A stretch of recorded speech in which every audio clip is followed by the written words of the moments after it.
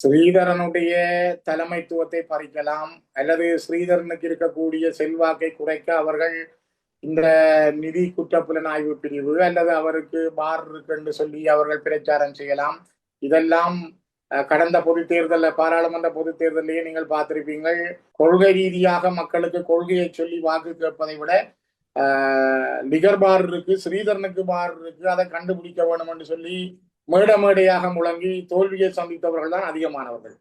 ஆகவே என்னை பொறுத்த வரைக்கும் நான் அப்படி ஒன்று இருந்தால் இப்பொழுதும் பகிரங்கமாக சொல்கிறேன், எனக்கு லிகர் பார் இருந்தால் அல்லது நான் யாருக்கும் சிபாரிசு செய்திருந்தால், யாருக்காவது எடுத்துக் கொடுத்திருந்தால் அதை உறுதிப்படுத்துங்கள். இப்பொழுதே இந்த பதவியை நான் தங்களிடம் ராஜினாமா செய்து தந்துவிட்டு போவதற்கு நான் தயாராக இருக்கிறேன்.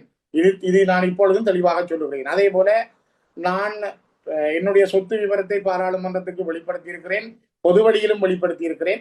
அதை விட மேலதிகமாக என்னிடம் ₹1 இருந்தால் கூட அல்லது ஒரு சொத்து இருந்தால் கூட நீங்கள் அதனை பெற்றுக்கொள்ளலாம் என்பதையும் நான் உங்களுக்கு அறிய தருகின்றேன்.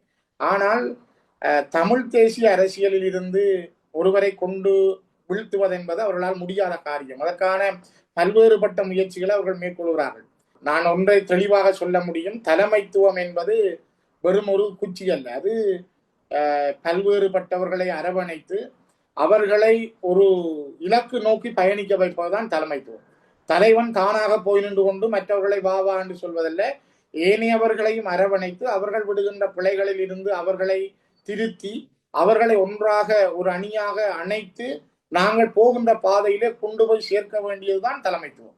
அந்த தலைமைத்துவத்தை தான் நான் செய்கிறேனே தவிர, நான் இன்னொருவரை தள்ளி விட்டு அல்லது அவருக்கு மேல் ஏறி சவாரி செய்கின்ற அல்லது இன்னொருவரை விழுத்தி விட்டு ஏறி நின்று நான் அந்த பதவியை பிடிக்க வேண்டும் என்ற எண்ணங்களை கொண்டிருக்கவில்லை.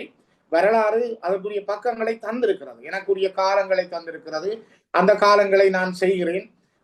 பல்வேறுபட்ட நெருக்கடிகள் தரப்பட்டிருக்கிறது. நான் பாராளுமன்றத்துக்கு இம்முறை தெரிவு செய்யப்பட்ட பொழுது கூட பல்வேறுபட்ட நெருக்கடிகள், ஆசன இருக்கை ஒதுக்கீட்டில் இருந்து பாராளுமன்ற அலுவல்கள் குழுவுக்கு போவது வரைக்கும், நான் இப்பொழுது பாராளுமன்ற அலுவலர் குழுவில நான் இல்லை, அது வரைக்கும் கூட எனக்கு நடந்த பல்வேறுபட்ட விடயங்களை நான் வெளியிலே சொல்லவில்லை இதுவரை. ஆனால் நான் இப்பொழுதும் பொறுமை காக்கிறேன். பாராளுமன்றத்தில் ஆசன ஒதுக்கீட்டில் கூட கட்சி ரீதியாக எனக்கு நடந்த சம்பவங்களை நான் வெளியிலே சொல்லவில்லை.